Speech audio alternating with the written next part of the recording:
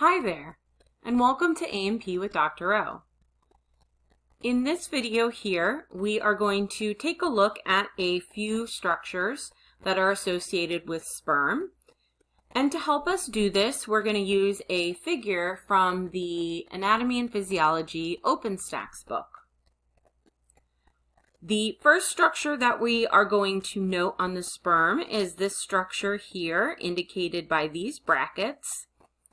That is going to be the head of the sperm. And within the head of the sperm, we are going to have the nucleus. And that is where we are going to house the genetic information. The sperm is going to provide half of the genetic information required for reproduction. On the outside of the head here is this cap known as the acrosomal cap.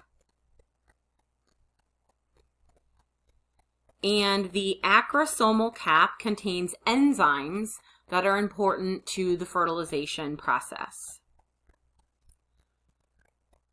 The sperm also needs to have a way to get to the oocyte in order for fertilization to take place. Therefore, movement is very important because we have to move through the vagina, through the uterus, and into the uterine tube where fertilization is going to potentially take place. And in order for that movement to occur, the sperm then is going to have this tail structure.